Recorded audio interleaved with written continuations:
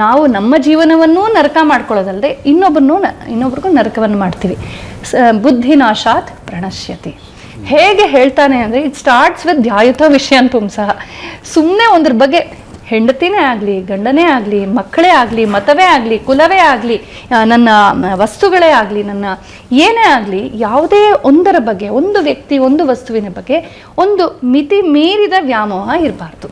ಅದನ್ನ ಮೋಹ, ಅಬ್ಸೆಷನ್ ಆಗಬಾರ್ದು ಯಾವುದು ಕೂಡ. ಆ ಅಬ್ಸೆಷನ್ ಈಗ ಮತಗಳ ಬಗ್ಗೆ ಅದೇ ಆಗೋದು. ಮತಾಂಧತೆ, ಧರ್ಮ ಅಂತ ಪದ ಬಳಸಲೇಬಾರ್ದು ಆಕ್ಚುಲಿ.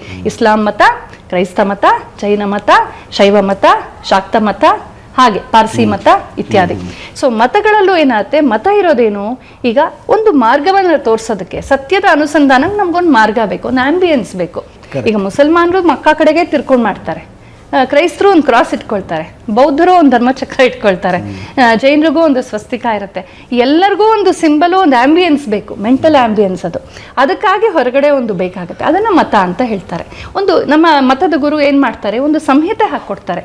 ಈ ಥರ ನೀನು ಪೂಜೆ ಮಾಡು, ಈ ಥರ ಧ್ಯಾನ ಮಾಡು, ಈ ಥರ ಶಾಂತಿಯನ್ನು ಪಡಿ, ಈ ಥರ ದಾನ ಧರ್ಮ ಮಾಡು, ಈ ಥರ ಹಬ್ಬ ಹರಿದಿನ ಮಾಡು, ಈ ಥರ ಗುರು ಹಿರಿಯರಿಗೆ ನಮಸ್ಕಾರ ಮಾಡು ಅಂತ ಪ್ರತಿಯೊಂದು ಮತವೂ ತನ್ನ ರೀತಿಯಲ್ಲಿ ಹೇಳ್ಕೊಡುತ್ತೆ.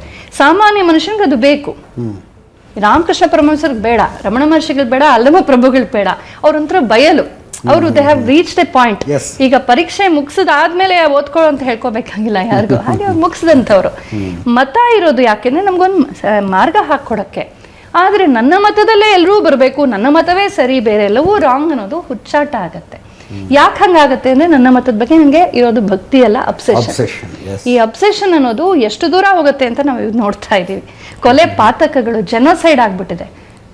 ಮಿಲಿಯನ್ ಗಟ್ಟಲೆ ಜನರನ್ನ ಸಾಯಿಸಾಕ್ಬಿಟ್ಟಿದ್ದಾರೆ. ಆ ಹುಚ್ಚದ್ದಂತಹ ಮತಾಂಧತೆ ಅನ್ನೋದು ಇವತ್ತು ಥ್ರೂ ಕಲನೈಸೇಷನ್ ಪ್ರಪಂಚಾದ್ಯಂತ ಒಂದು ಸರ್ವನಾಶಕ್ಕೆ ಕಾರಣವಾಗ್ಬಿಟ್ಟಿದೆ.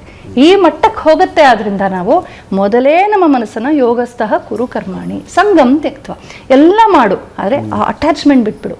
ಯಾವುದೋ ಸಂದರ್ಭದಲ್ಲಿ ಎಲ್ಲ ಬಿಟ್ಟು ಹೋಗುತ್ತೆ.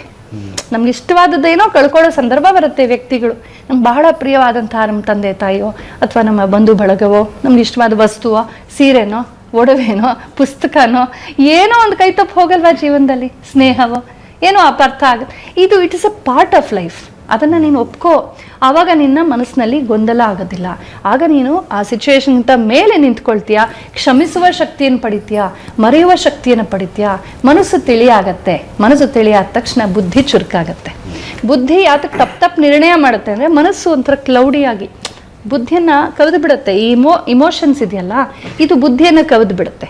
ಈ ಇಮೋಷನ್ಸ್ನ ಯಾವಾಗ ನಾವು ಕ್ಲಿಯರ್ ಮಾಡ್ತೀವೋ ಬುದ್ಧಿ ನೆಟ್ಟಗಾಗತ್ತೆ. ಇದನ್ನ ಭಗವದ್ಗೀತೆ ಹೇಳುತ್ತೆ.